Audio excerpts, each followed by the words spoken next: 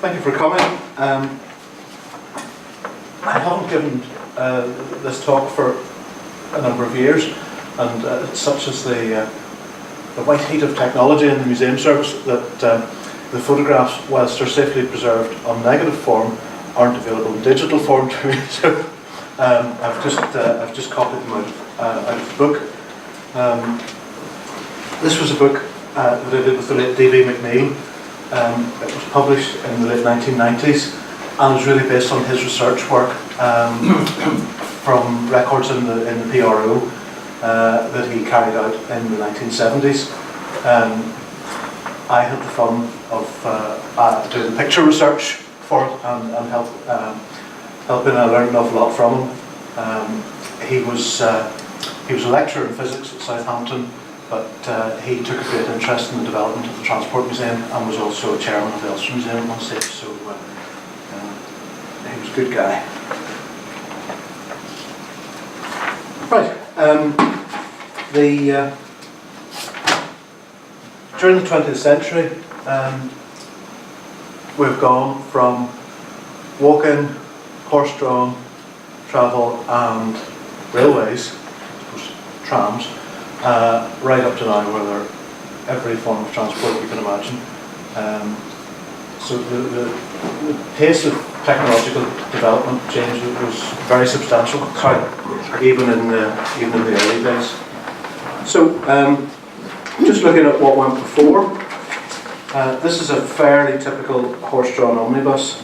This particular one was from Eglinton. As you can see, it's an old postcard, and it ran up until the 1920s. And it served the local community, bringing them to Eglinton railway station. But it would be reasonably typical of a Victorian horse-drawn bus. This is another one. This was Mr. McGonagall's long car, which ran between Waterloo Place and the Londonderry Lough Swilly terminus, which at the time was a railway company. You can see that's the corner of it there. It was actually quite a simple building with a Belfast truss roof. But what's interesting about Mr. McGonagall's long car is it was originally probably open and it has been added, the upper bit has been added, but it's basically a four-wheel jaunting car. These were developed by Charles Bain Coney in Clonmel, Tipperary, really before the railway period, and he had a network of transport around mainly the south, but up as far as Enniskillen and I think Derry as well. This is Bangor. I think at Dennis.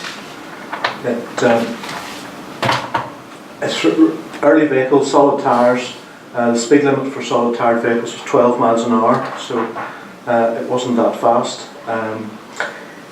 The buses tended to come to the better off places in Ulster that weren't well served by the railways. Now, whilst Bangor, you all know, still has a railway station today, the route between Bangor and Donaghadee by the coast was ideal in that it was a touristy area.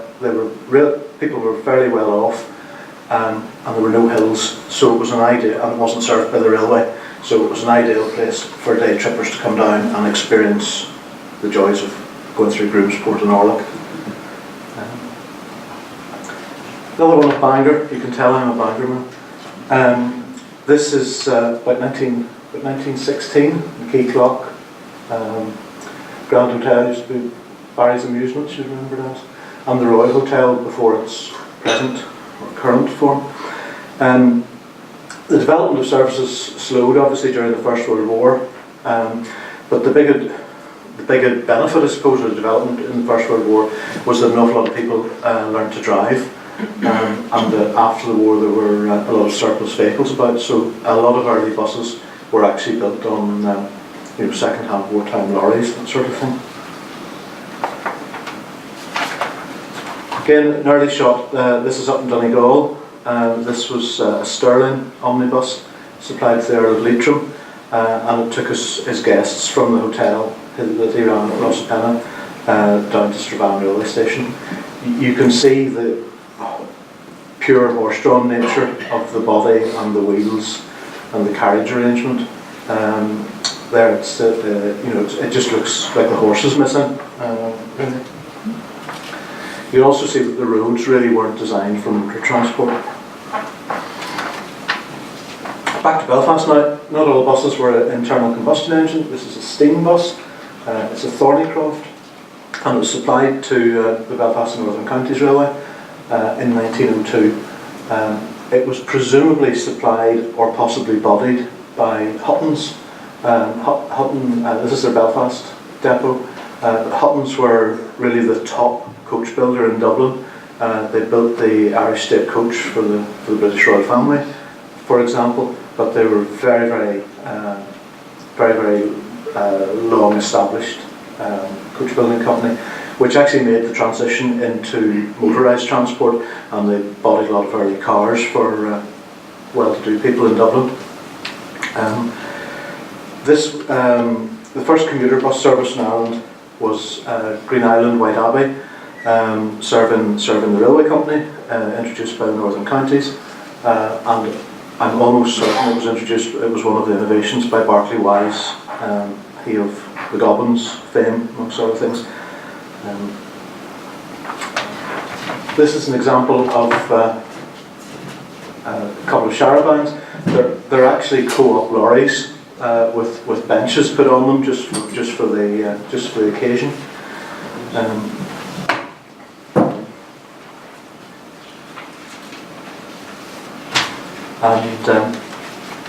Pentland's only sober and careful drivers employed. So, I'm not terribly sure who the other companies employed, but of course people's attitudes to alcohol and transport are very different today than they would have been back then. If there are a number of reports of stagecoach journeys where people fell off the roof and died because they fell asleep because they were full, because every time you changed horses you had another drink to keep warm.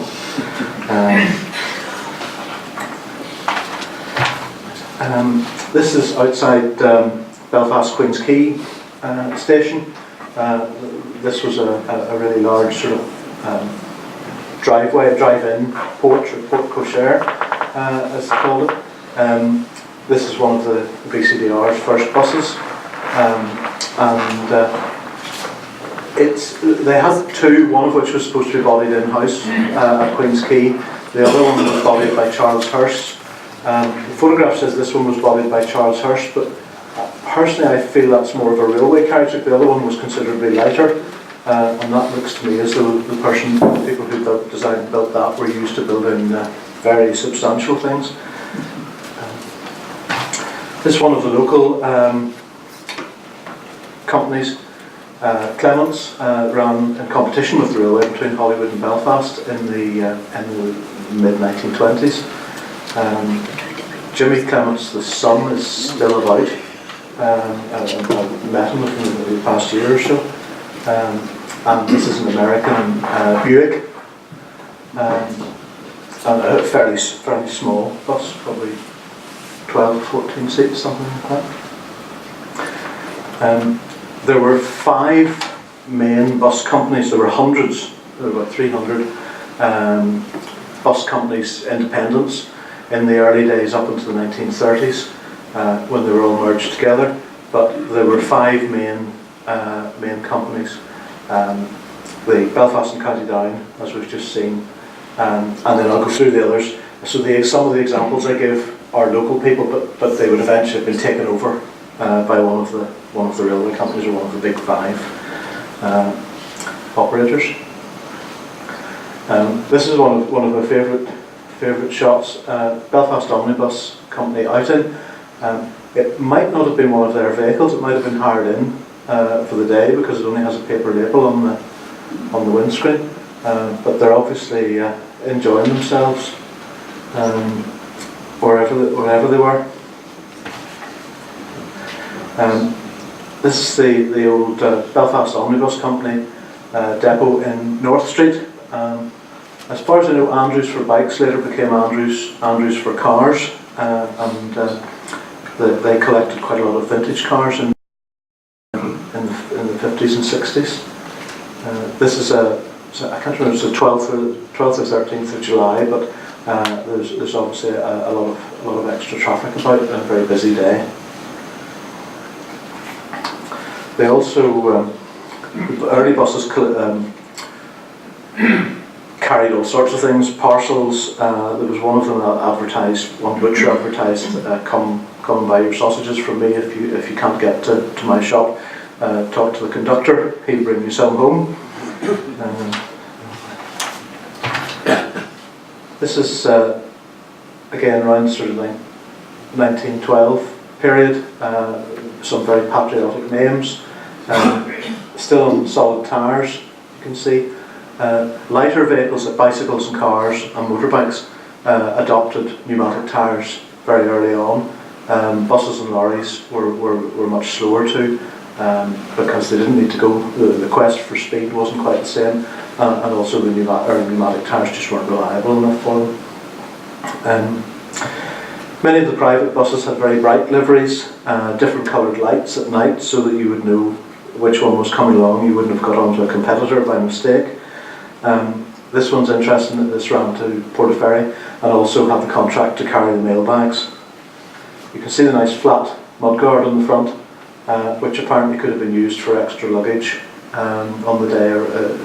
One suggestion was even that pig carcasses could be carried on it. The little luggage bit on the top would be used for passengers' luggage, and apparently if it was very busy, small boys would have been sent up there if the bus was overfull. This is the Wee Queen from Spence's of Dromore, and it's interesting in that it's quite an early one to be fitted with pneumatic tyres. This is the Violet, which is bodied by Pantridge.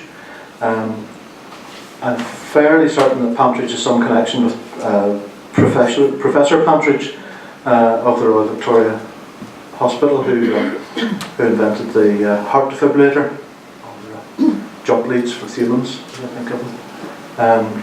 But the characteristic feature of a Pantridge-bodied vehicle is this little oval window halfway down. The Violet bus service was named by, it was Crothers of Lisburn, and Mrs. Crothers liked the colour violet. She was painted some at the time, and that was how they got the name of the company. Master McGrath from Lurgan. This was Mrs. Cummins bus service. She only had, I think, 2 buses welcome in Master McGrath. This was one after an accident. She was quite a character, but by all accounts, and her daughters were bus conductresses and company. So she eventually sold this out to the Belfast Omnibus Company in 1927. So presumably, with its bald tyres and all. So presumably she sold it as a one careful lady owner.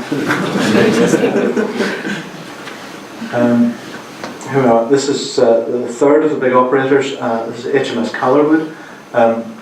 HMS, as I'm sure most of you in the room know, had nothing to do with Her Majesty's ships. It was Harold Matthew Stewart Calderwood. His father ran a sand and gravel business in Toome, and he spent a year over in Leyland in Lancashire, and came back and said to his father, "You've got to buy a motor tipper lorry, it'll transform your business," and indeed it did. So his father then was prepared to put some money towards the new business of bus services. He was running 4 days before he got in trouble with the police for overcrowding. I think he took that as a compliment. And there was no regulation then, so what Calderwood did was he didn't just pick the town he lived in and go to the nearest market town or whatever, as most of them did.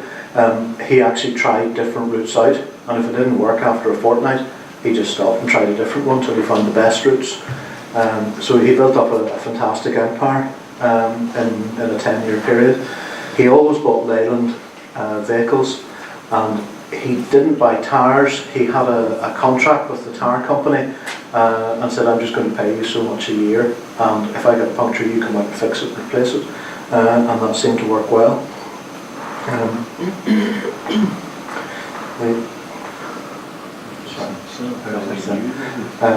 He's also Andrea Catherwood, the newsreader, would be a descendant of his.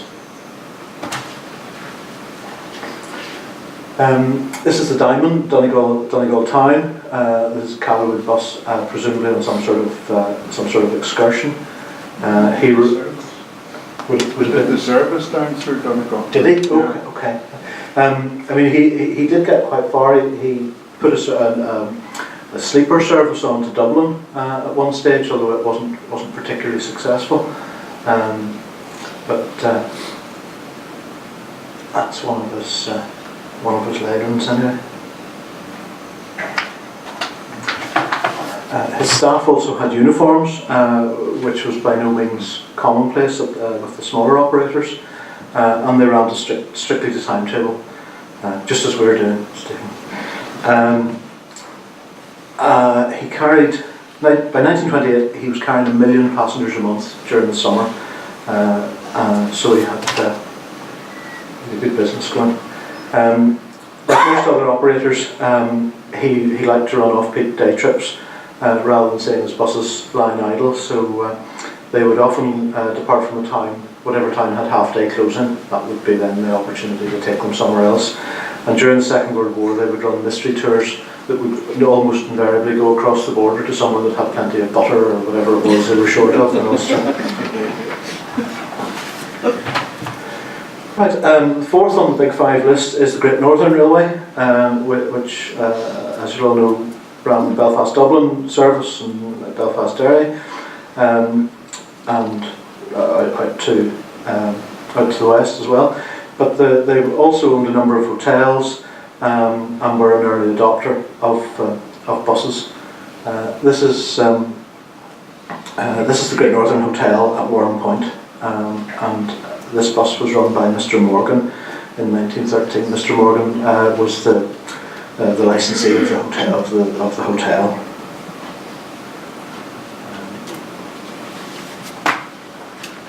This is Ross Trevor and Sharabine. You can see pre-First World War. You can see the ladies in the big hats and really long dresses. At this stage, again, it was sort of seaside routes, seasonal traffic, and it was seen very much as a novelty, almost in the way that a fun fair ride would be seen today. They were fast compared to horse-drawn vehicle. They were high up. They were open-sided. They were a bit dangerous, and you'd be rubbing shoulders with complete strangers. All very exciting for Edwardian ladies. This is Erskine's, who ran County Antrim, one of the independents that eventually became part of the Northern Counties Committee Railway. The railway, again, like Great Northern, also operated hotels, the Larnstone Ferry. It started aviation interests at the Belfast Airport as well, with railway air services in the 30s. Right, back to it all. This is a County Antrim first ever bus to run was Henry McNeil. That's him there with the big moustache and the bowler hat. I don't know that he actually drove the vehicle, but he was certainly very proud to have acquired it. He owned a number of hotels around Larne, including later the Laharna, but he also owned Garantar, which is now a boys' school, but it was one of his hotels at the time. So he took the ladies and gentlemen of the press from Larne up to Garantar, with the car through a chain on the way. You can see that there's the chain drive there.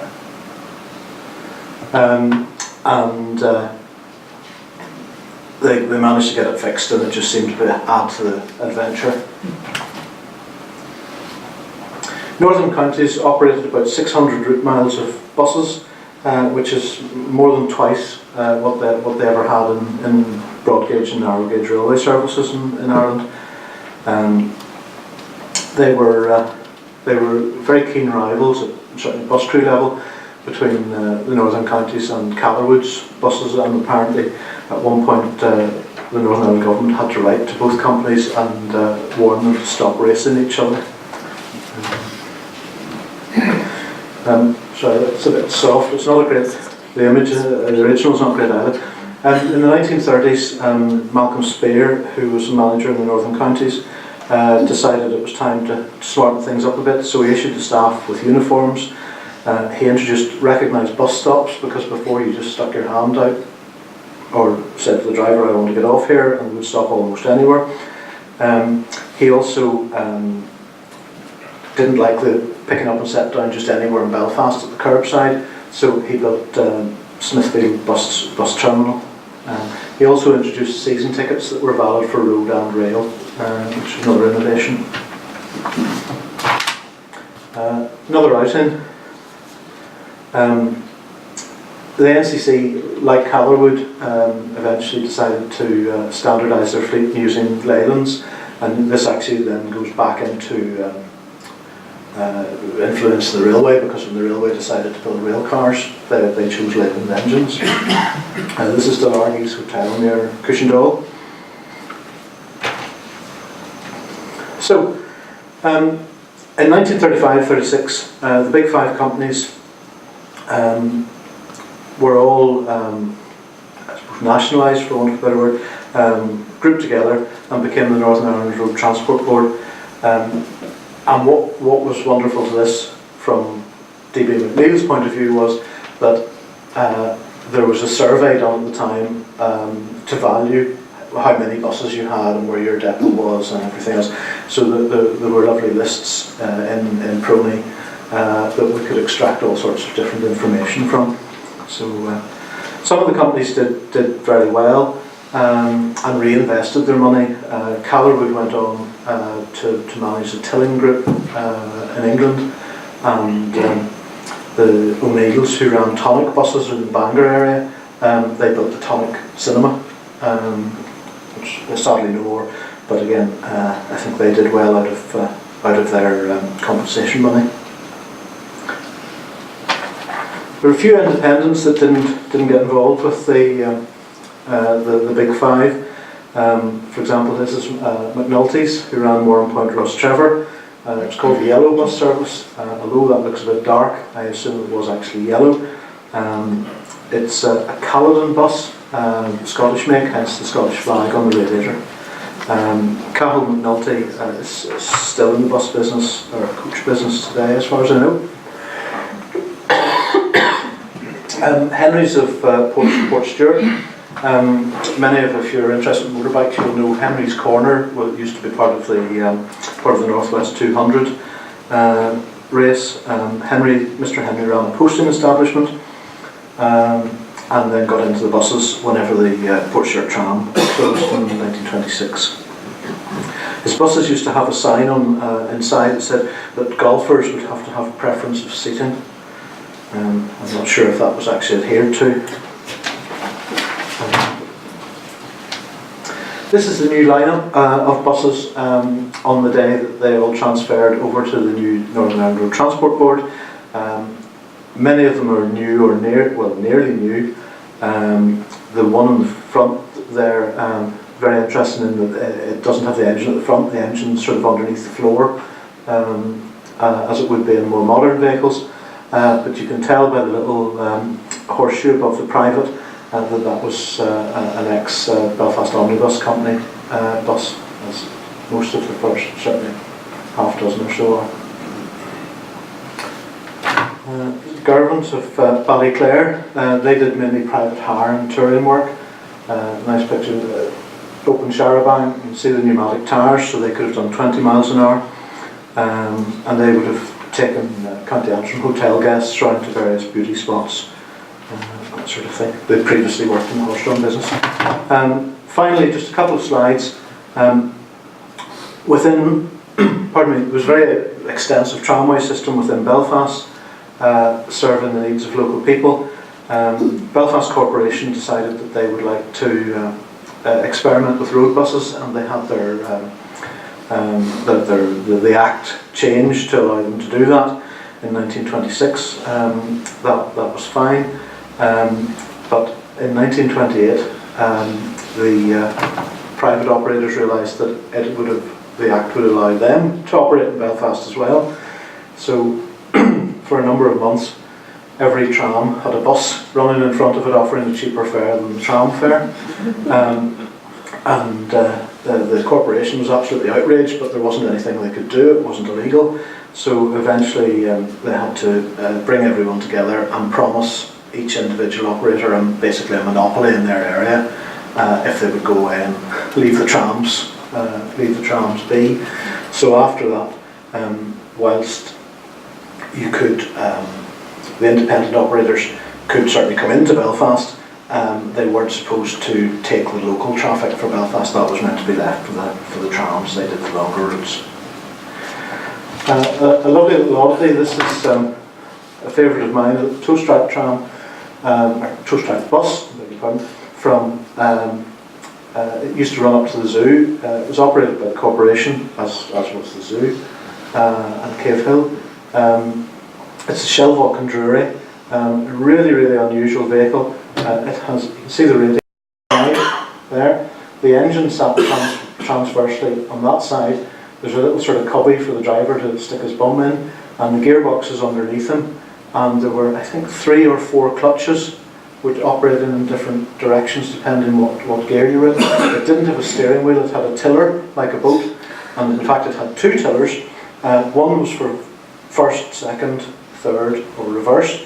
The early ones operated, had 2 gears backwards as well, but they found they were going too fast and they would crash them, so they blanked off high speed reverse. But they said they were so simple to drive, even a labourer could drive them. That was part of their advertising stuff. But apparently what they used to do is to show off to your mates. Obviously you'd steer with this hand and change gear with this hand. But if you stood up and turned round and did it backwards, everything was reversed. It was like that, but also backward. Very interesting vehicles. There were a number of them at seaside resorts in the south of England as well. And finally, preserved buses. Howard is going to talk about preserved buses here today. I saw a photograph of this, and I've subsequently seen the actual bus at Amberley Chalkpit Museum in the south of England, which, if you like transport, is a fantastic museum and well worth a visit. They have this lovely IB registered bus, which of course we all know is County Armagh, and I thought, oh, isn't that marvellous? But it says Worthing on the side of it, and it turns out it is an Armagh registration number, but the bus was never in Ireland. When a bus was bodied, and I can't remember whether it was at 3 tonnes or 4 tonnes, and Jonathan would know, there was a weight limit anyway, but if you put a reasonably substantial body on it, you would be very likely to be over the weight limit, so you would have to pay a higher tax bracket or something. So what they did was they would apply to register it in a county that didn't have a weighbridge or that wasn't likely to ask you to weigh it. So that was why they picked a rural Irish county and registered the bus there. The bus has never been to Ireland at all, but they were then able to say it would only weigh 3 tonnes. So that's it. Thank you.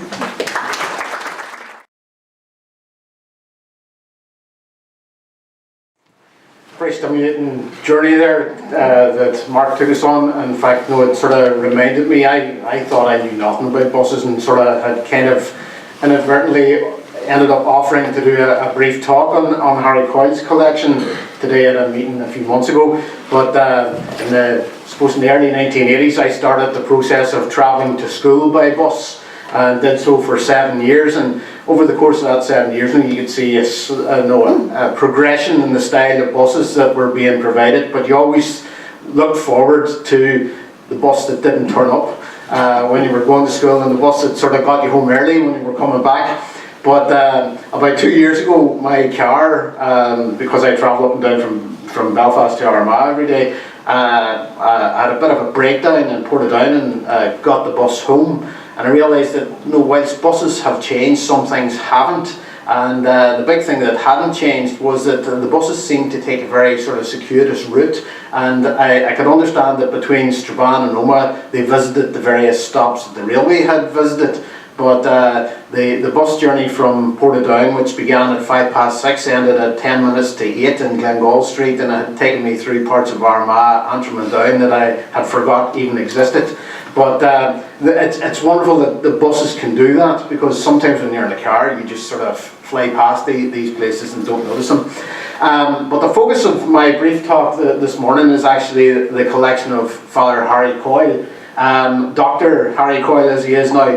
But about 4 or 5 years ago I got a telephone call from an acquaintance saying that this retired clergyman who had had a stroke back about 10 or 15 years ago and was now in a nursing home in Moneymore had left his library in the parochial house in the Loop in South Derry, if any of you know it, and said, look, he would like very much for his library to be maintained while he's still alive, and eventually he'll give it to the Cardinal Free Library and Archive. So I says, yes, absolutely. And I ended up going down and having a quick assessment, and it was nothing more than a quick assessment. And it turned out that this library consisted of about 5 rooms, from floor to ceiling, of not just books but manuscripts and ephemera and all sorts of material.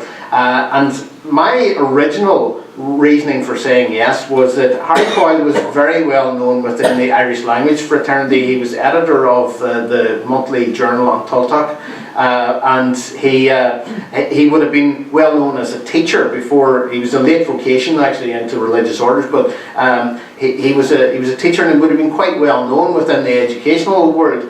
But I didn't appreciate for one moment that he also had this vast interest in transport.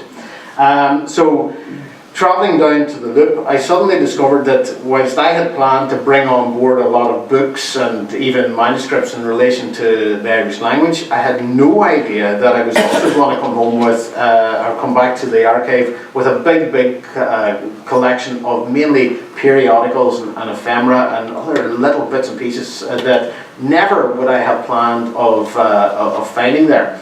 So over the course of the last sort of 3 years or so, I've been gradually working my way through Harry's material, just really to see what's there, because I ended up hiring a large transit van and filling it to the brim with material and taking it down to Armagh.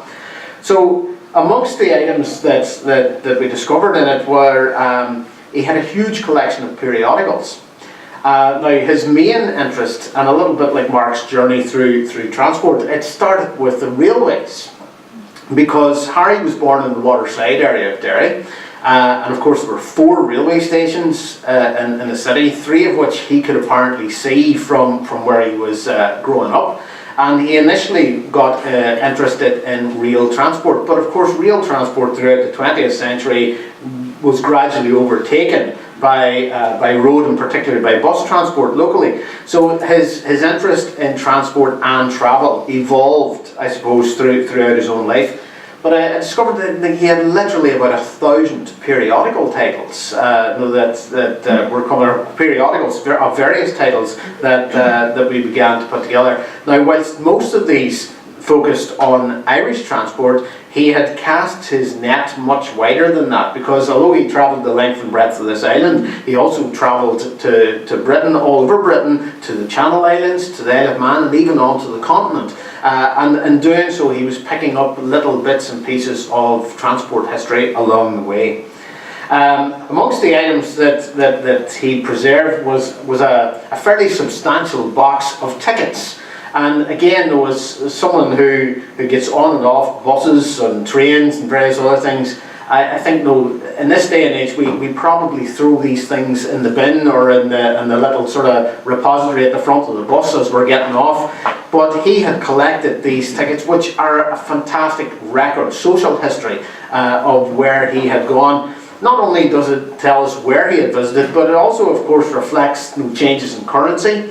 It reflects the changes in cost over a broad period of time, and he didn't seem to throw anything away. So we have this wonderful collection of little sort of ribbons. Remember the old sort of peach-coloured ribbon ticket that we would have got on an Ulsterbus if we didn't bring our bus pass to school and so forth. And he had rolls of these, perhaps rescued when it went to a more electronic version.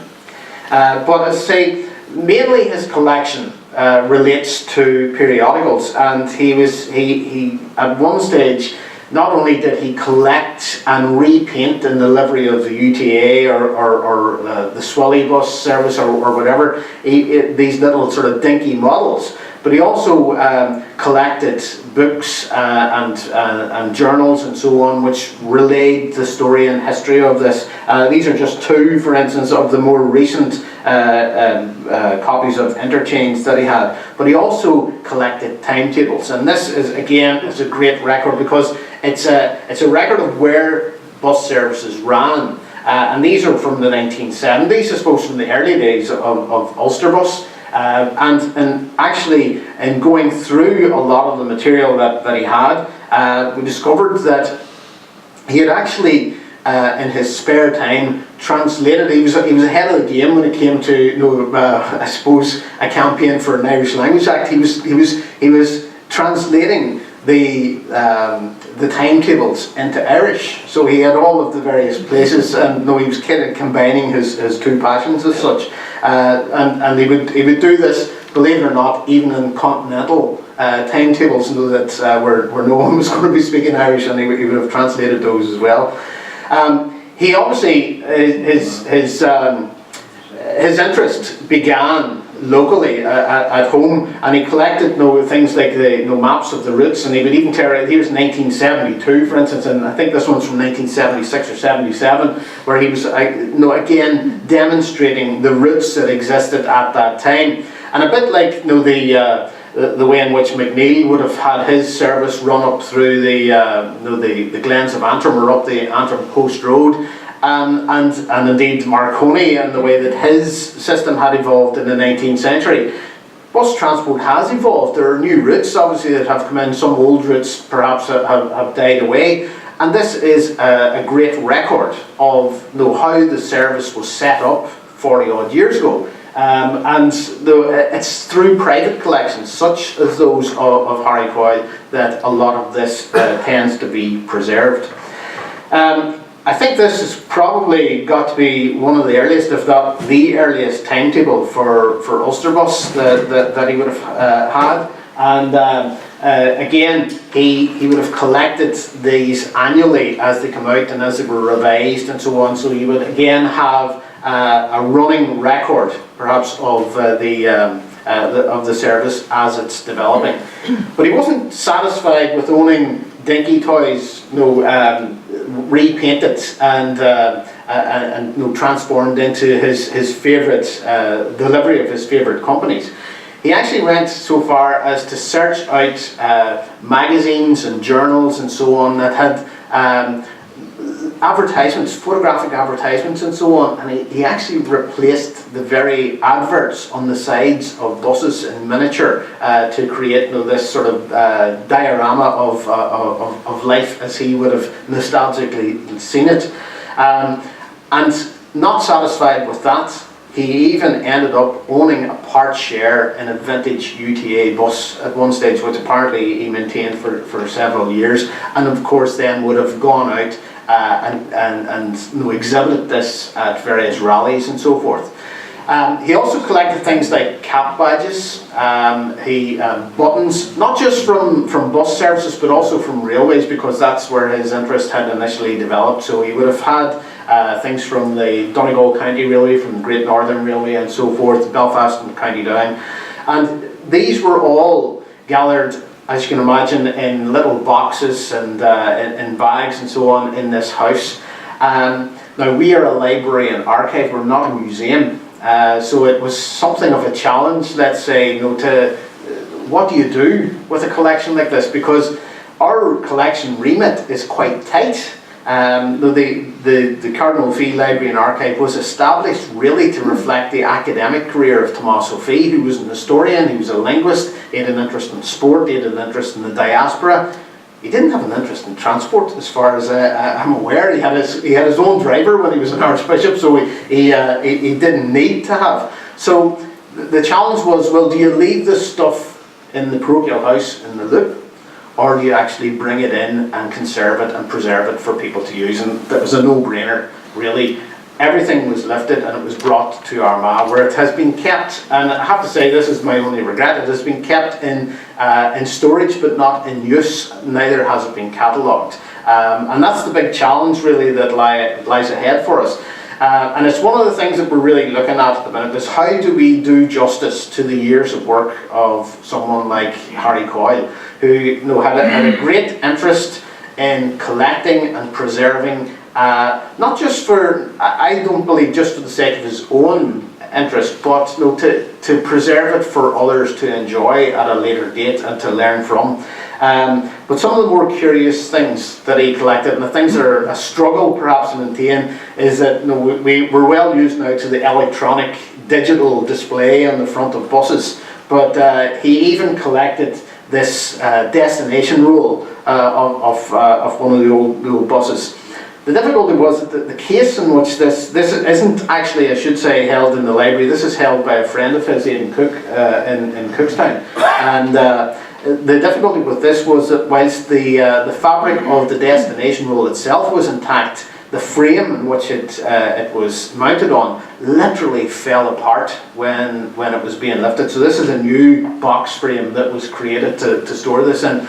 But again, this is the type of interest that he had, that he would collect things that he probably had a fair idea that other people were simply just going to discard, that would be tossed away, that no one or no institution really had a means of maintaining. So it's an important collection, I believe, from that point of view. So the challenge for us over the next number of years is to fully investigate the extent of Harry's collection, to try to unearth the gems from within it, but importantly to get it catalogued and to get it made available. I think that would have been and would remain his ambition, that that collection that he invested so much time and effort into would be preserved, would be catalogued, would be made accessible for people like yourselves with an interest in transport history, both buses and rail. So it was somewhat fitting that a number of years ago that he was able to combine his love for Irish language and his love for transport when he published this little volume, Transport and Travel in Ireland, where he basically gave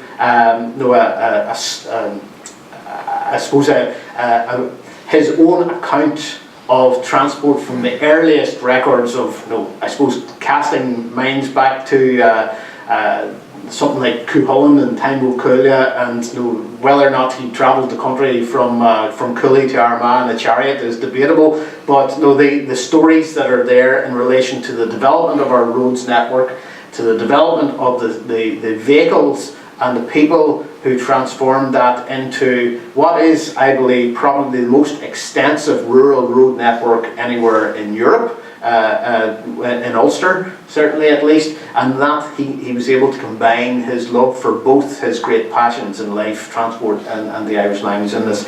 So it was somewhat fitting that earlier this year, having, as I say, unfortunately suffered a stroke some years ago, he is now no longer a practicing clergyman. He's in a nursing home, but his interest in his I suppose his interest in history and his interest in language and so on continues. So it was fitting that the Ulster University, back in the early part of this year, awarded him an honorary doctorate for the work that he had done, and very well deserved it was. So I'd say the point that we're at the minute is that we are looking forward over the course of the next year or two to recruiting and bringing on board some volunteers in the first instance to begin to work our way through Harry's collection of material, to actually make it accessible, to get it catalogued and to get it out there so that it can be enjoyed for future generations. I'm probably the bus that arrives early, but I'm sure that'll be there'll be no disagreement, let's say, amongst the timetablers of the conference. So that's my summary introduction to the Harry Coyle collection. Thank you.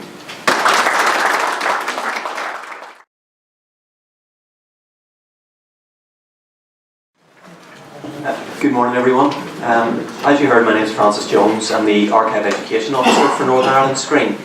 So Northern Ireland Screen is the film and television agency here.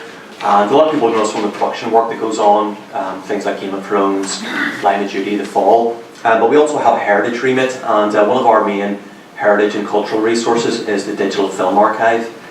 So this is a repository of moving images which has been gathered from a number of different collections. So there'd be broadcaster material from BBC Northern Ireland and TV, footage from collections like the Irish Film Archive or the British Film Institute.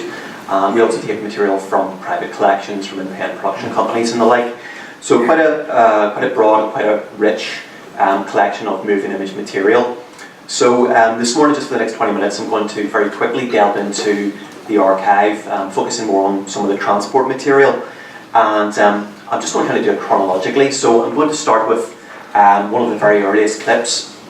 The archive actually spans from 1897 up to the present day. So film was only invented around 1895. So we've got clips from 1897, which is quite soon after that. The clip I want to show you now is from 1901. So again, one of the very earliest pieces of film.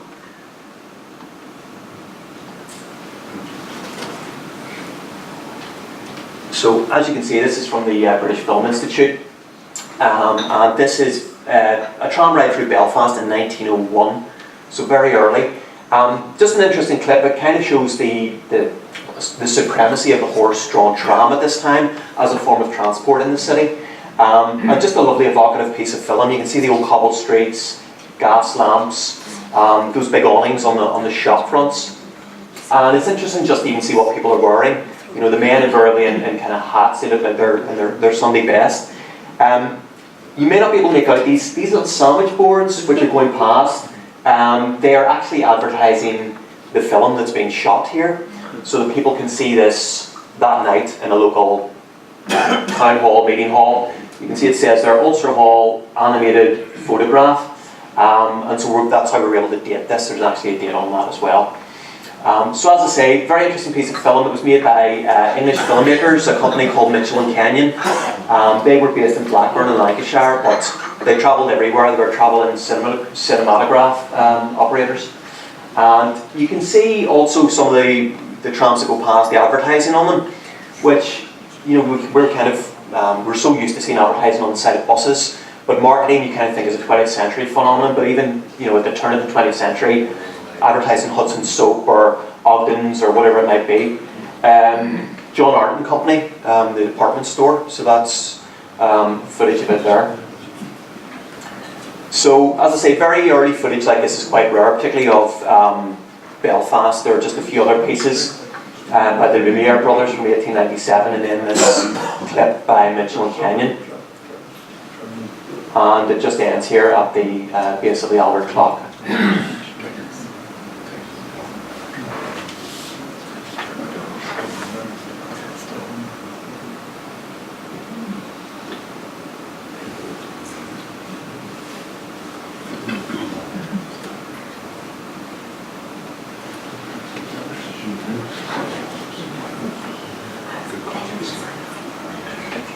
So I'm just going to jump forward through the years here. I'm going to go to the early 1920s. This is a very short piece of film from the British Film Institute. So this is Royal Avenue. What's interesting about this is we're about 2 decades on from that previous piece of film, but you can also already see the evolution of transport in the city. We're into the era of mechanised transport. You know, we've got people conducting the traffic, you've got cars, so it's quite a shift in the space of those 2 decades. And it really does show how rapidly things were changing. You know, Belfast in terms of industrialisation, the shipyards, the linen factories and so on. And to meet the demands in terms of transport, we're kind of moving into these mechanised trams and cars.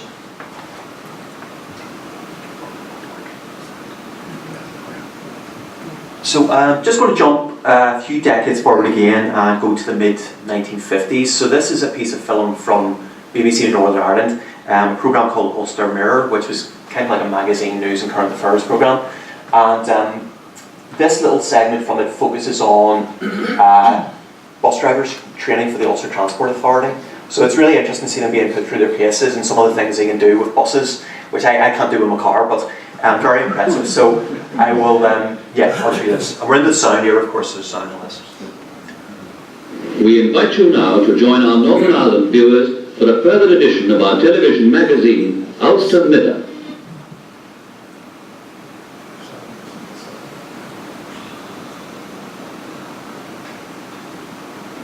Who, through last week's dangers and difficulties, kept essential services running. We've come to take the bus and its driver for granted. In fact, isn't it only when there are no buses that we ever even consider them?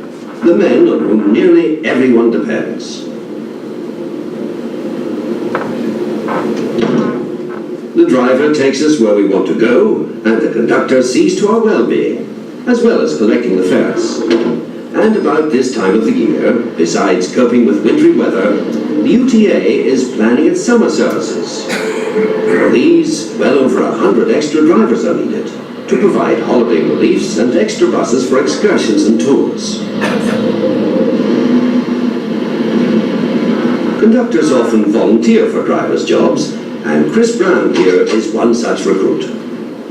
But before he's accepted for driver training, he has to pass a test, along with other potential trainees, to see whether in fact he has the makings of a driver at all.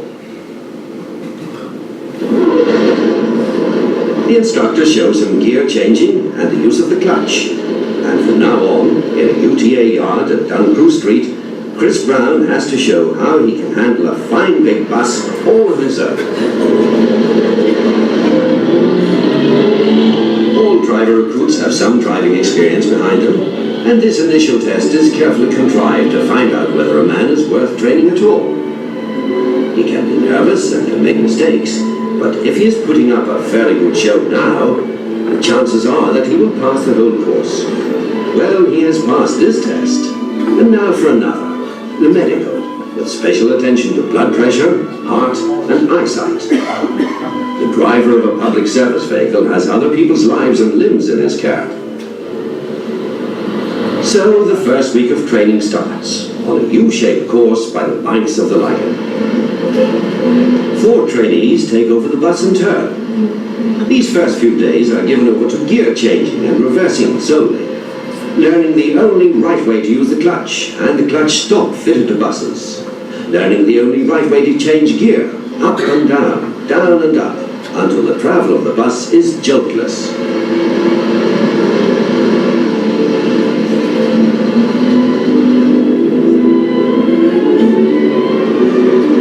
So doing, the driver gets the feel of a bus. Anything up to 15 tons of weight handled with certainty and ease. And how do you feel about backing your car level with the curb? Chris Brown has to learn to back his bus to a stop on both his near side and off side, sitting it straight when parked, near enough 6 inches off the curb, and to do it by using his mirrors.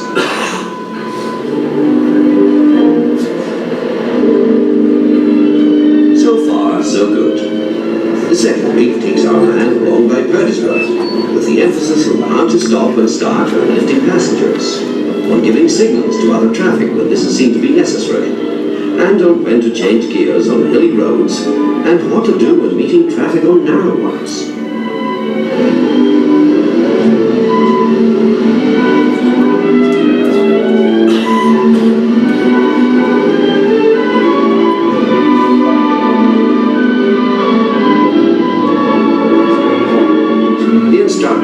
Teaching his pupils to stop and start on the bell and how to approach road junctions and corners.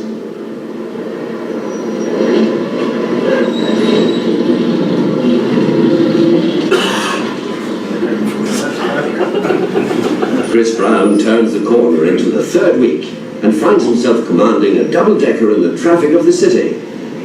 He learns to negotiate the hazards we all know so well, and of course sees a good deal of the mistakes of other road users. During the past 3 weeks, our pupil has worked through some 14 pages of instructions and nearly 40 hours of actual driving. He's also ploughed through some 80 questions on the highway code. His skill has developed well beyond that of most drivers on our roads.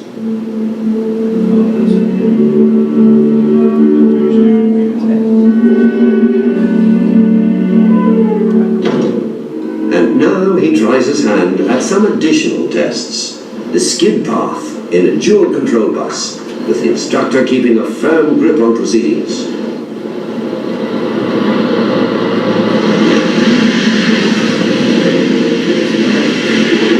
The manual says skid path practice is to teach you how to avoid a skid, correct one if you can't avoid it, and help you to overcome that feeling of helplessness when a skid does happen.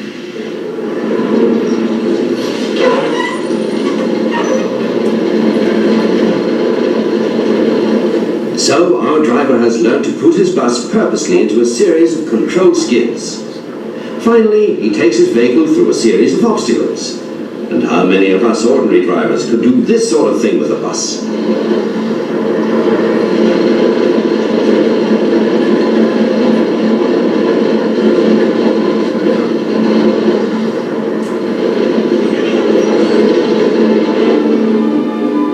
There's much more to it all than we've had time to show you. Mr. Simpson, UTA's chief instructor, said he'd have taken our cameraman on when he tried his hand at a bus. We said we couldn't spare him, but we're happy that Chris Brown had passed his test. So very impressive, I think, there. So I'm going to just jump forward to the 60s, and this clip is about the trolley buses in Belfast.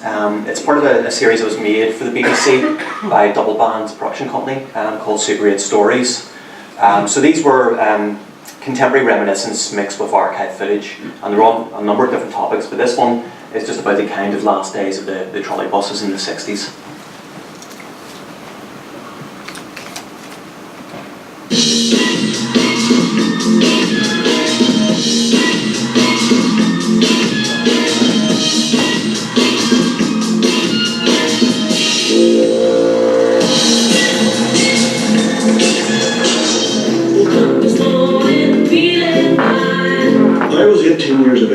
At the pupil in the centre of Belfast, and lived on the Antrim Road, and was therefore subjected, if that's the word, to a lot of trolley bus activity up and down the Antrim Road. Something tells me I'm into something good. The city was packed with buses, very powerful buses. The city centre just seemed to be a seething mass of buses, very few cars about. You know, cars looked like mice getting in the way of cows, if you like, in rush hour, and perhaps in 1963 was better for it. It was driven by electricity. The electricity was picked up with the booms, the trolley poles, and brought into the bus.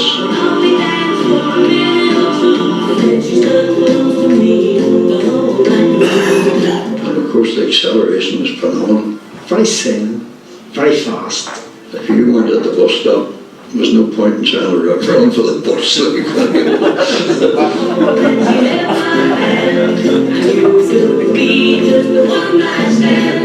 I'd never driven anything in my life until I drove a trolley bus.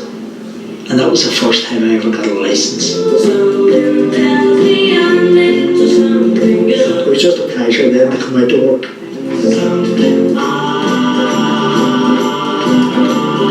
Nowadays you're having a stone through the window, like, but in those days I don't think stones were invented.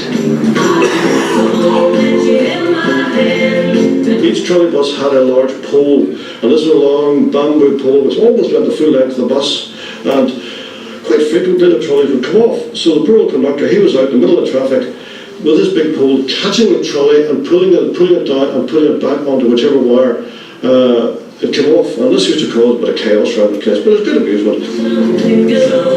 I reckon we had, outside London, we had the best fleet of buses. Of course I would. But they were always kept clean too. Well, that film would have taken several months. I was spurred on by the fact that in January of 1963, the Castlereagh service closed down, and suddenly it seemed to me that Castlereagh had shut down. This was going to be a progressive system of closing down more systems to eventually eliminate them altogether, and there was very little recording of them. I found a place full of charms, a magic world in my baby's arms. There's soft embrace like satin and lace, a wondrous place. Well, I travelled on the buses, obviously, but I had an old bicycle and used to cycle all over the town. I could have probably done much better for myself had I not done this and had I gone on and managed to get a few exams in 1963, but that's the way it was. I just went home every day, got my bicycle, set off, or every Saturday or Sunday, set off and just took trolley buses. There you are, I should have got those exams, I might have done better. Anywhere else, but I don't care. Everything's right when she holds me tight. The thing is, you actually knew buses. It seems odd to say, but you knew a lot of buses intimately. I mean, you walked up and down the lines of buses. It's like seeing old friends. Look, there's 214, there's 208, They were phased out because of the way towns were beginning to spread out. It was just another advancement. Trolley buses had finished the end of an era. You went on to the diesels. Everything's right when she holds me tight. It was sad when the electric had been switched off and you were coming around taking the cable down, because then you knew right away that was it. They were never to come back again. They were gone. Belfast looked naked without the overhead wires, and I never got used to it after that.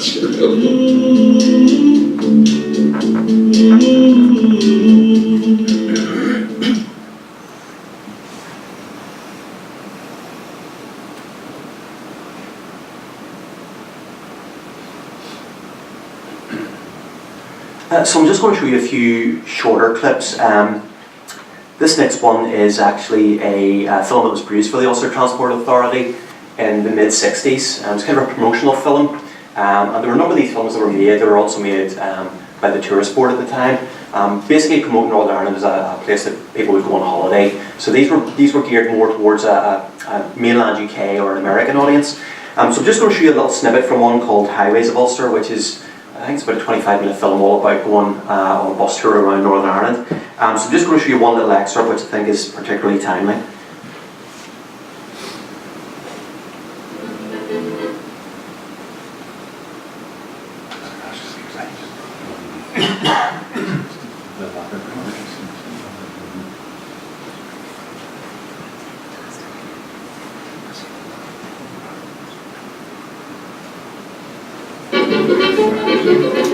Visiting companies provide a summer theatre during the season, and of course the fireworks.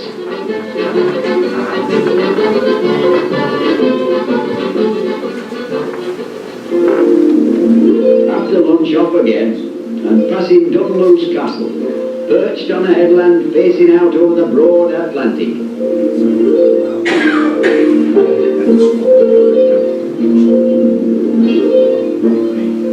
Here we arrive at the Giant's Causeway. Now, much has been written about this strange rock formation, created by a volcanic eruption, or as the legend has it, the work of Finn McCool, the Irish giant. Make a wish in the wishing chair, but tell it to no one or you will break the spell. This is a truly fantastic sight today, with the waves breaking in spume on the honeycomb rocks.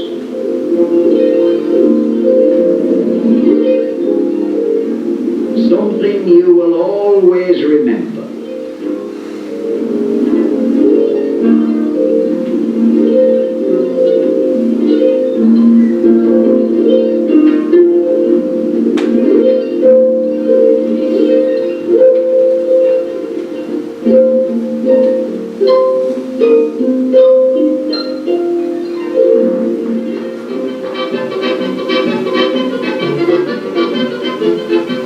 Turning westwards, we pass through Port Stewart, a favourite resort for the whole family, with 2 golf courses and lots of fun and safe places for the children.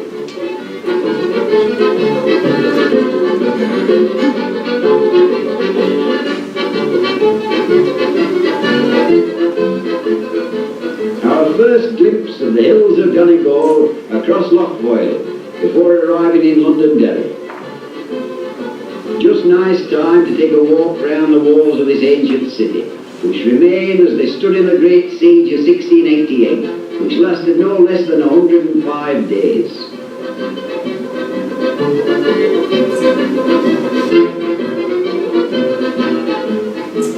The story of this siege is told in the windows of the Guildhall.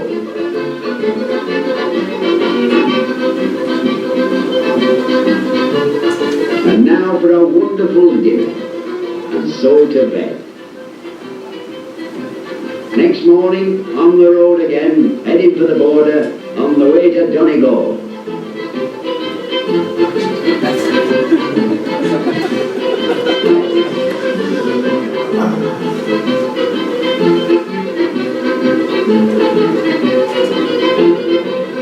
Customs examination, mere formality.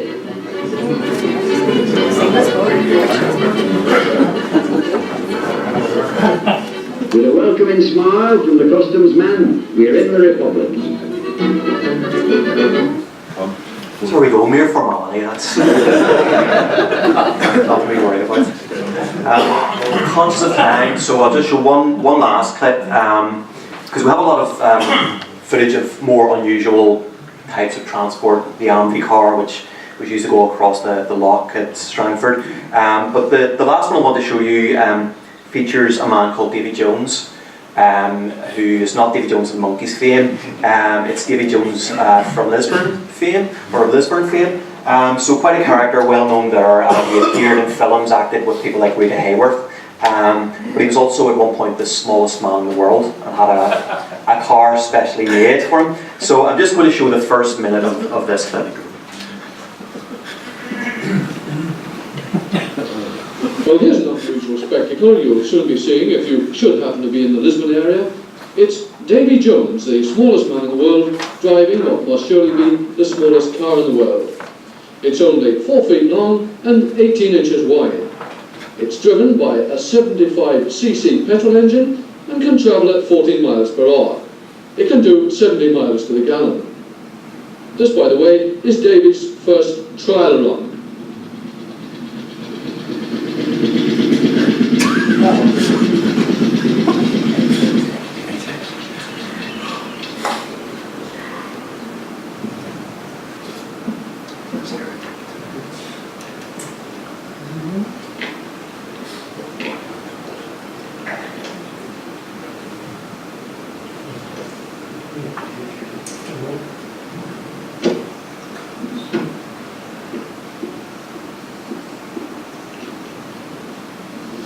Davy, I think the best thing I can do here is sit down.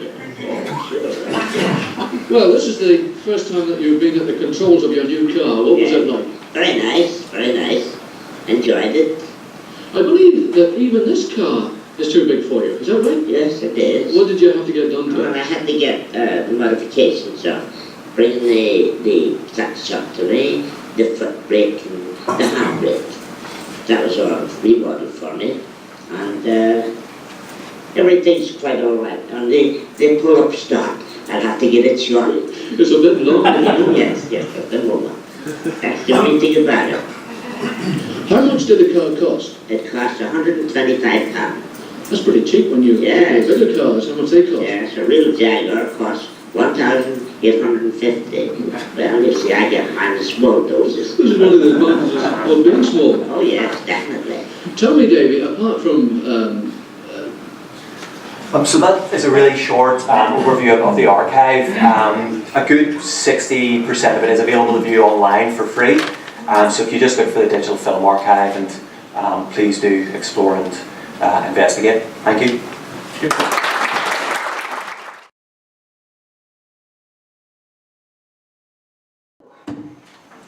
My name is Jayne Hutchinson and I'm an archivist here at PRONI, and I'm going to talk to you today about really what happened before Ulsterbus, and actually so much of what we've heard today is actually what predates Ulsterbus. So I want to talk about the Belfast Corporation Transport Archive, which we have here in PRONI, and my attempts to use it to tell the story of transport in Belfast and how we got to the point where we had buses in the first place. So really I'm just concentrating on some of the significant milestones in the history of the development of public transport. I now have to issue the health and safety warning, which is I'm not an expert in buses. But I'm happy to be corrected if I've been terribly wrong. And really my hope is by the end of this that some of you will be sufficiently curious to actually register as readers if you haven't already done so. Get upstairs and get some of this material out. I've brought a little sample down here. This is the kind of original material that you can get to see if you register as a reader and head upstairs and go through the catalogue, and this will be reached into your hand within sort of half an hour, so still the thrill of getting the original material and getting to look at it for yourself. Anyhow, so I'm going to start with trams. So trams were introduced into Belfast in early 1872. This was a private, and it's so funny, I'm very sure we've probably already seen this tram moving with the adverts for Bovril and things on it. But in 1872 we had the Belfast Street Tramway Company, which was a private concern which had been authorised to construct the tramway by Acts of Parliament, which was what you had to do then to do anything in the city. And the system was extended up as far as 1881, but really financially it wasn't doing very well. The receipts were around £15,000 a year, but the expenses were only slightly less, and they were only making about £400 a year, so it wasn't just doing very well. So this was the daunting position that faced a man called Andrew Nance, who was appointed as the manager of the Belfast Street Tramways Company in 1881. And Nance had come over from Great Britain, where he'd had a great deal of success with other companies. So he did things like make things a bit easier for the travelling public. He established a transfer system of fares, a universal charge of twopence, regardless of how long or short the distance. And he was very strict about regularity of service and good timekeeping. And as things began to improve then, the system extended further and further. Nance acted as the engineer and the contractor for the company, and under his management the annual receipts increased from that quite low figure of £15,000 in 1881 to £48,000 in 1887, while the expenses actually stayed quite low. So before long the corporation felt that in the interests of the city the entire tramway system should be acquired by the ratepayers and be electrified. Now the corporation itself had actually begun generating electricity in 1895 in its City of Belfast electric light station in Chapel Lane. The new Lord Mayor pressed the case for expanding the electricity utility and organised special visits to Dublin to see the electric trams running in Kingstown. In 1898 the East Bridge Street station opened, which was a new coal-fired generating station which would eventually supply electricity for tramways as well as for street lighting. However, trying to bring the city's tramway under municipal control was anything but straightforward, because they were talking about this really from the end of the 19th century, but it took until 1905 to achieve it. But essentially, the corporation and the private tramway company agreed that the corporation would hold off purchasing the company for a number of years, even though they actually had secured the right to do so. So the corporation would pay compensation to refrain from purchasing the tramway company for a period of 14 years. The problem was, as they quickly figured out, that by the time this agreement came to an end, which should have been 1907, they had been purchasing a horse-drawn tram system which was completely out of date and was going to cost an absolute fortune to bring it up to scratch. So after a lot of negotiation, a figure of £372,000 was paid by the corporation to bring the tramway system under its own control. So in 1904, the private tramway company employed about 800 men, had 160 horse-drawn trams and 1,400 horses, and covered about 9,000 miles each day, which is really quite astonishing. So the Belfast Corporation formally took over the Street Tramway Company in 1905, and so marked the beginning of public transport in the city coming under municipal control. Work on the reconstruction of the system for electric trams also commenced in 1905. So they were relaying tracks, they were purchasing new trams, and they were having to retrain the tram drivers to cope with this new electric system. And they were using the section of road between Springfield Road Junction and Andersonstown Road just to do this training.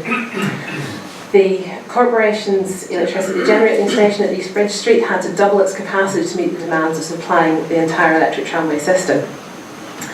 So the last horse-drawn trams ran on the 4th of December 1905, and the very next day electric tram cars replaced all the horse-drawn tram cars in the city, so that was covering 90 miles of track.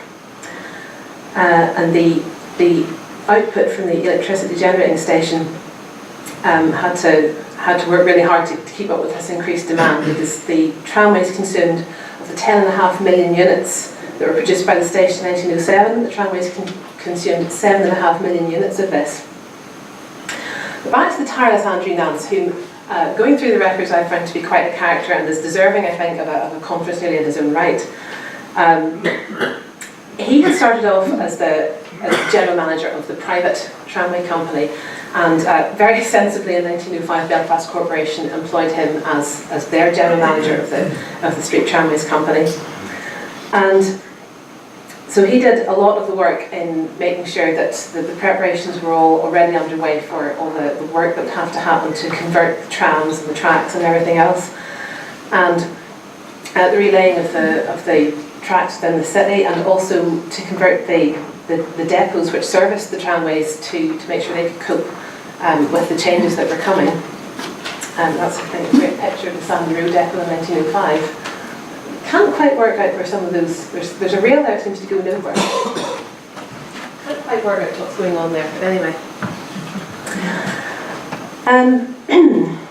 So, in addition to the 170 trams purchased by contract on Nance's own specification, 50 of the best horse-drawn trams were converted for use on the electric tramway at a cost of £470 per tram. And as the purchased trams cost £585 each, this saved the corporation about £100 per tram. I have to take a little diversion off here into the actual records. This is a volume of, this is the register of what we call the motormen, so that's the tram drivers. Fortunately, it's a little bit small, but basically the story here is that all these men started on the same date. This is February 1907. They all entered the company service. There's 16 names there. You fast forward 12 months, and there are 4 of them left. It's quite a high rate of attrition. And down the right-hand side in the remarks, there were 5 of them who were dismissed for being drunk, which is a big no-no even in 1907. And then we have one, there's William Fitzsimmons who's on there somewhere. He was dismissed for being drunk, and he lasted a whole 10 days. We have William Hutchinson, possibly a relation of mine, who knows, who was dismissed for careless driving, and the remarks column says he nearly pulled down the lines at Castle Junction, so whatever he was up to, it was fairly catastrophic. But you have the names of some of these men, and you can really start to play about, have a real good go at reconstructing the social history of Belfast. I looked up one of them to see if I could find him on the 1911 census. That's not it. But this is you can get this, it's direct online access through the National Archives website. You don't have to pay or anything to go into it if you've never had the pleasure of this. This is hours and hours of entertainment. But I was able to find John Burden, who was listed in that register of drivers, and here he is still in 1911, still employed as a motorman on the tramway. I don't know if this is going to work or not. Probably not, actually. Yes, so motorman, tramway. And he's living with his wife and 2 lodgers. And that's him in 1911. His signature's down at the bottom of the page there. So yes, you can really start to play about with this if you want to. But, well, the other side of this employment debacle is recorded in volumes like this. This is a letter book with Andrew Nance's letters, and he is, I think, the most entertaining correspondent I've ever come across in my life. He's clearly a man who does not suffer fools gladly, and I cannot resist reading out to you some of his thoughts on some of the people who work for him. So,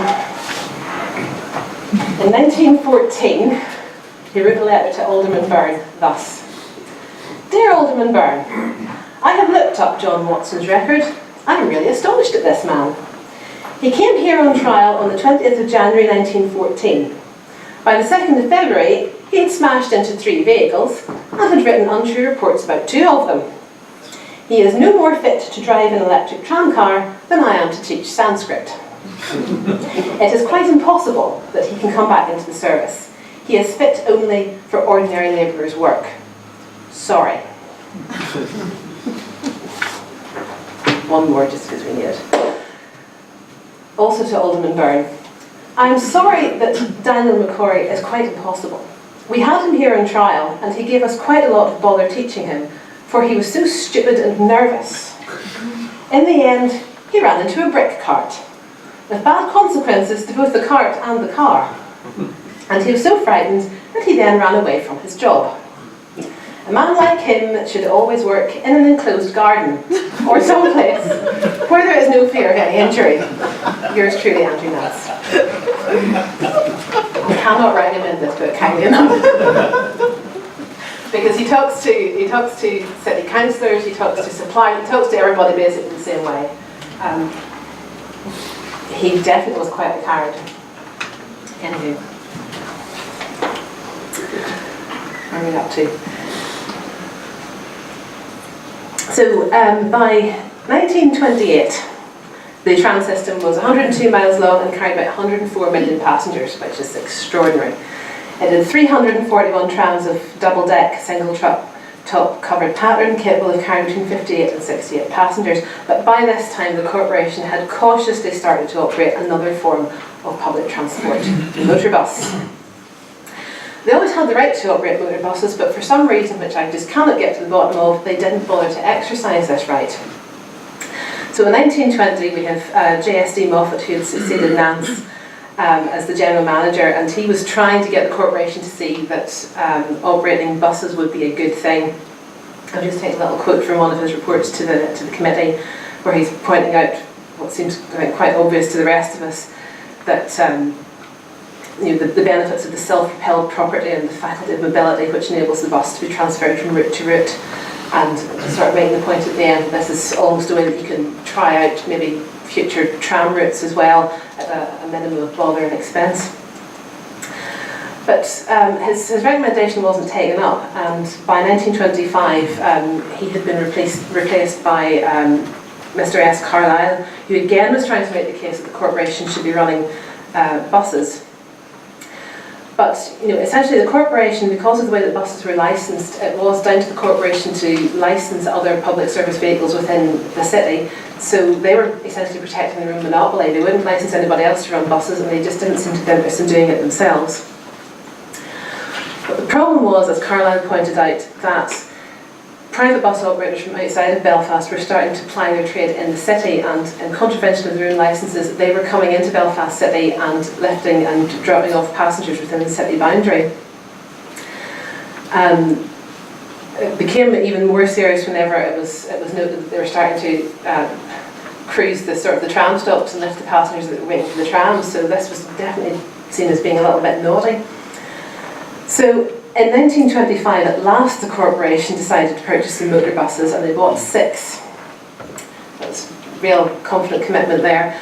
On the 4th of October 1926, the first bus service was introduced, operating between the City Hall and the Cave Hill Road, and which was quickly followed by a second bus service between the Gasworks and Agnes Street.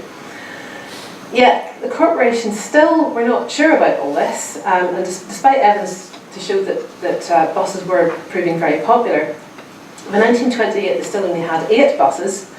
It could be that they were perhaps reluctant to replace the trams given the amount of investment, the existing investment in the infrastructure. There was a lot of affection for them. It's just not clear why they were so reluctant to engage with this. But in a way, events came along which shot them in the foot somewhat, because we had the advent of the event known as the Belfast Bus War. Due to the fact that the corporation lost its monopoly to license public service vehicles, this then allowed the private bus operators to come in from outside the city. And by August 1928, there were about 140 private buses operating across the Belfast city. And this was creating an awful lot of ill feeling. Again, they were using what was seen as quite unscrupulous methods to try to get passengers into the buses. They were going to the tram stops. They were driving in front of trams, or they're blocking the tram tracks to try to hold the trams up. It was all descending into, well, chaos. So the Ministry of Home Affairs were prompted to hold an inquiry, which they held in the summer of 1928. But while this inquiry was ongoing into how this awful situation had arisen, there was a little set of negotiations going on the side between the corporation and the representatives of these private bus companies, which was being encouraged by the Ministry of Home Affairs officials. So eventually the private operators agreed to go away and allow Belfast to retain its monopoly on the transport in the city area. And in return, the corporation agreed to take over 50 of the private buses. So the private bus operators withdrew their city services in December 1928, and the positive effect on the corporation's tramway revenue, which really had been suffering, was immediately apparent. By the end of 1928, the corporation now had 58 buses and finally seemed to be aware of their potential. The 50 buses acquired through the 1928 agreement remained in service, some operated directly by the corporation and some with agreements with their former owners. And the corporation then ran its first double-decker bus in December 1930 and steadily increased its vehicle fleet during this decade. But 1930s, there was starting to be debate again about what was the best method of transport. There was talk of ordering 50 new tram cars, but some felt that buses should now completely replace the city's trams. So then we came to the idea of the trolley buses, which we've already seen in Francis' presentation. So in 1936, the corporation decided to have an experiment and see how the trolley buses would be, if they would be effective. And again, the Falls Road route was selected as a trial, which coincidentally was the trial route selected for the first electric tram in 1905. The operation of trolley buses on the Falls Road proved to be such a great success that the City Council decided in 1939 to replace trams entirely with trolley buses as the principal form of transport in the city, but supplemented by buses on appropriate routes. And I just think that's a great photo. It must be, well, I assume it must be quitting time about the shipyards, but it's just a hive of activity coming across the Queen's Bridge there. So the scheme to convert to the trolley bus system was going to cost about £1.75 million, which was a hefty lot of money in the 1930s. And the idea was that this would all be completed by 1944. However, World War II got in the way of that, so it was considerably slowed down, and the conversion actually wasn't completed until 1954. So there was a ceremony to mark the end of Belfast's tramway system in February 1954. The 12 remaining Chamberlain tram cars left the Queen's Road on one final journey across the city, and there were large crowds sort of lining the route. In 1954, the corporation trolley bus fleet reached its maximum size, totalling 254 vehicles, which I believe was the largest fleet in the UK outside of London.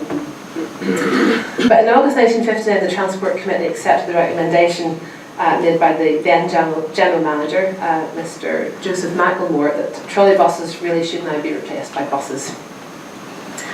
And I think, well, these are some little glass plate negatives I've got out of the corporation collection, but I think it's very evocative to see the late 1950s and sort of the tide of humanity down around Donegal Quay.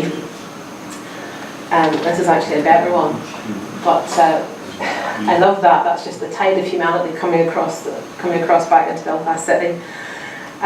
But the feeling was that it had now reached the stage where buses were the appropriate form of transport. This switchover during the 1960s, it took until 1968 when the last trolley bus was finally closed down. And 5 years later, in 1973, the Corporation Transport Department was taken over by Citybus, which is now part of the Translink. So I apologise for that absolute gallop through the Belfast Corporation archive. I think it's a great story, and the archive is certainly worth exploring. So for anyone heading upstairs after we finish here today, the PRONI reference number for this collection is LA bar 7 bar 26, and I expect at least half a dozen people up the stairs after lunchtime. I've done my job properly, so thank you very much.